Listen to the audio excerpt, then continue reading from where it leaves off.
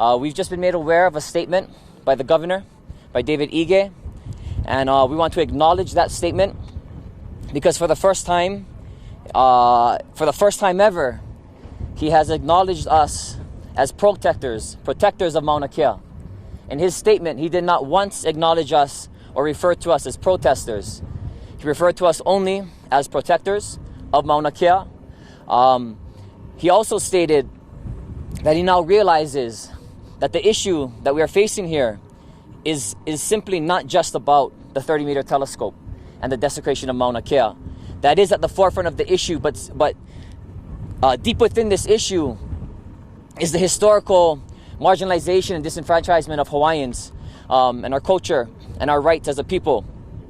And he has stated in that statement that he is hopeful that we can work together to find a peaceful resolution.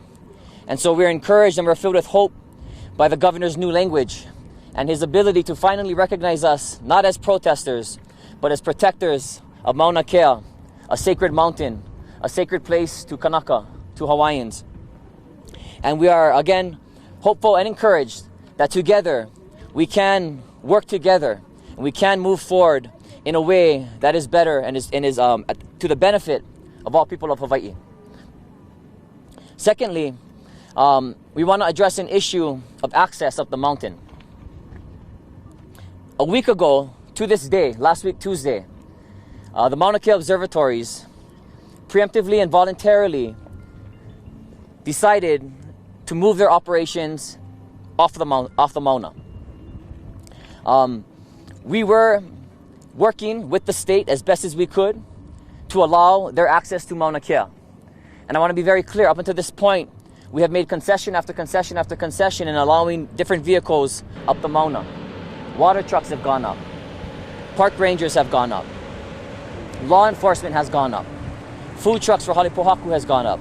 Other employees for Halepohaku have gone up. The National Guard has gone up. Law enforcement is coming in and going out as they wish.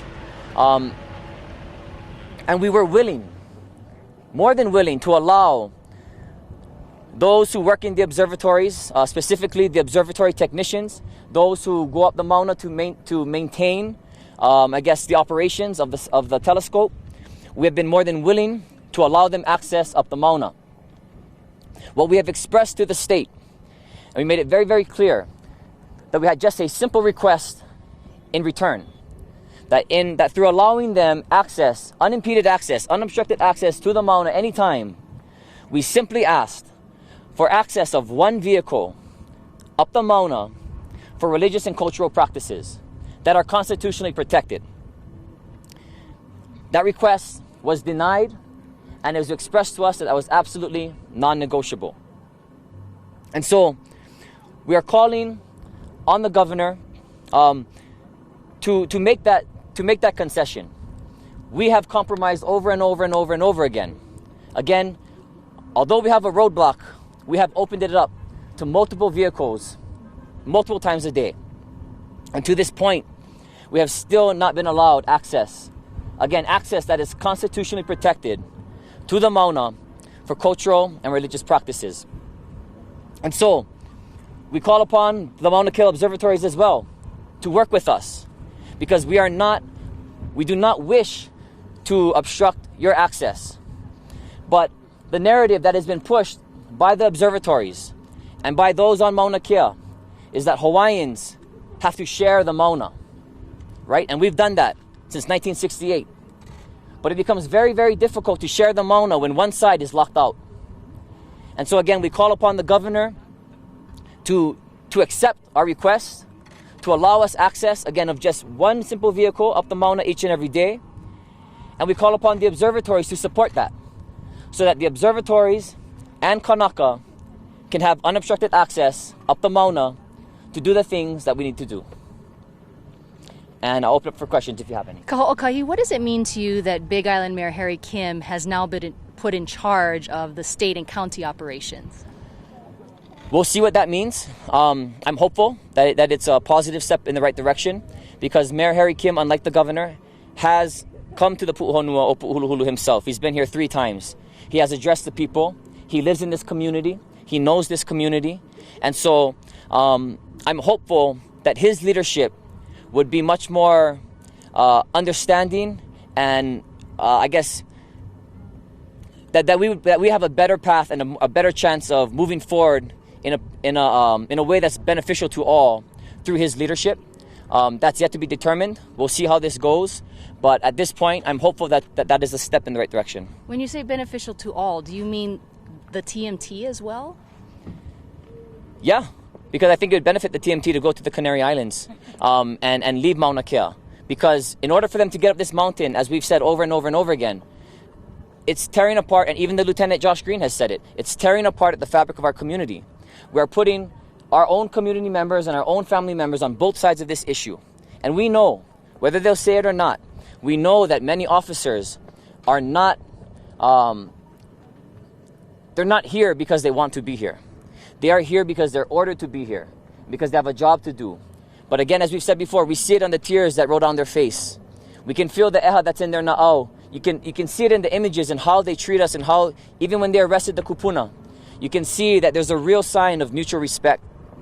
And so, when I say beneficial to all, I do mean everybody. I think it's in the TMT's best interest to go to their plan B, go to the Canary Islands, get your project done without any obstruction, and it'd be beneficial to us so that we don't have to tear apart our communities and have our own community members and our own family members standing on opposite sides of an issue, when in fact, we may not want to stand on opposite sides of that issue.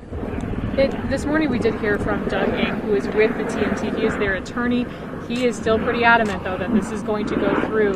Do you find that with this new announcement from the governor, his tone may change? Do you hope that it will change? Do you hope his perspective will change? This morning with the TRO being denied, it sounded like, we're at another ebb and flow of this situation. We're committed, right? Whether his perspective changes or not, we are committed.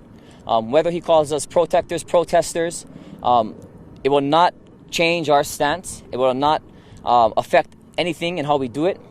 But I'm hopeful that his perspective is changing, and it's not just a change in language, and it's not just mere words that he's spitting out there. But again, only time will tell what the approach of the governor and the state will be. If they continue to remain committed, that's fine, because so are we. But we are encouraged by the language of protectors, because we've been stating that for over 5 years now. And for the first time, the governor has acknowledged that. And he has also acknowledged that this is more than just a 30-meter telescope, right? We have years and years, decades and decades upon decades of disenfranchisement and marginalization of Hawaiian people. And so if the governor truly means what he said in that statement, then I would be hopeful that we can find a way forward that's beneficial to all. But again, that falls back on the governor, and if he truly means what he put in that statement. You've allowed access to numerous people up the mountain. You're asking for them to allow the one car a day. If they don't, then what? If they don't, then we're committed to continuing our stand here. Again, the call upon Hawaiians for all these years has been that we must share the mountain. We must share the mountain. And we have shared it. And even in this stand, while we're standing against the further desecration of Mauna Kea through the building of the 30-meter telescope, we have made concessions each and every day by allowing the vehicles up, like I expressed earlier. And so, we're not being unreasonable, right? We have a roadblock and we're allowing people through. It's the roadblock that stands behind me that does not allow Kanaka through. And so, as Kanaka of this place, again, who have constitutionally protected rights to access that Mauna, it's very, very unreasonable for us to ask for simply just one vehicle a day. And so now it's on the state. If they can be reasonable, then this shouldn't be an issue. And to the observers too, those of the observatories, they should be standing for our right to access the Mauna, because we have just as much of a right to be there, more than a right to be there, than they do. And we are supportive of their ability to access Mauna Kea. We want to open the road for them. All we're asking in return is for the ability to take one vehicle up a day for cultural and religious practices. Was there an attempt by somebody connected to the observatories to go up today? Gemini arrived. We expressed to them the situation, and we told them that we want to work together and ensure that they can make it up the mountain today as quickly as possible. They pulled to the side. They sat there for about 15 minutes, and without any communication to us, they turned around and drove away. When I saw that, I ran to them. And I was huffing and puffing when I got there. And I expressed to them that we want to work together. We want to find a solution to this. And all we're asking is that you guys work with us as well, right? Express the fact that you feel that we should have access to the Mauna, that you do not support Kanaka being locked out from our sacred places. It's a simple request, right? And we asked them, to also express that they wouldn't support the use of excessive force and the National Guard on peaceful protectors again, not protesters, but protectors. And so, in my opinion, that's a that's an easy request to answer. Again, we know we have rights there. We've allowed them access before. We are willing to do it again. We're just asking for a little support. We understand that they don't have power and authority. However, even more so, it's even easier for them to go ahead and make a statement and saying that we support the rights of Native Hawaiians to access Mauna Kea, as is constitutionally protected. And so if we can work together, if they're willing to work with us on that, then I told them this morning, we can get this done in 20 minutes. And you can be up that Mauna in 30 minutes, and there's no issue. But they decided to turn around. I ran after them. I asked them again, please reach out to us at any time. Come back today. Come back in 20 minutes. Come back in an hour. Come back at 5 o'clock. Whenever it is. We are not making a irreversible stance on this. We're simply asking that we work together so that we can both have access to the place that we need to go to. Can you clarify, did anybody stop the Gemini folks from, and I don't know where they were, but did anybody stop them, including law enforcement or? They stopped here in the middle of the road. We had a conversation with them. And that was a conversation that was, I guess, observed by Kia'i as well as law enforcement officers. We asked them to move on the side so that we could communicate a little bit more. They told us that they were going to reach out to their advisors and their superiors, and they were going to get back to us, at which point we noticed them turning around. Again, I ran after them. I expressed my concern that we wanted to work together, and they said that they'd be going down the mountain, and at that point it's up to them. But I told them we want to work together. Let us help you. Just help us a little bit too.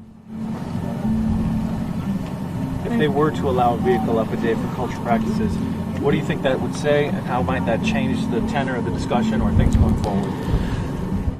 I think what that would say is that we're following the Constitution, and that we're upholding the laws and the protections and the rights that we have as Kanaka, which I believe is the kuleana of the state. It's their obligation to uphold the laws and the language and the policies in the Constitution. Again, we're constitutionally protected. So that would show, that would just show some sense of pono, in a sense, at the very lowest level of it. But it would be a sense of pono that, again, it's one vehicle a day. We have rights to be there. We should not be locked out in the first place. We should have unimpeded access as much as we want, right? We should be able to take as many vehicles, as many people as we want each and every day. But we are being reasonable. We are being understanding of the situation. And we have to understand, to ask for one vehicle a day, that's hard for us. Because we know we deserve more. We know it's our right for more. But again, we're not the ones who are being unreasonable. We're willing to work with people. One vehicle a day. They've shot that down. It's been a whole week since that happened. It was last week, Tuesday, that we made that request. It was denied. It's continued to be denied. And we're hopeful that, again, with all parties working together, that we can all have unobstructed access to Mauna Kea to do the things that we need to do. Mahalo, everybody. Thank you. All right.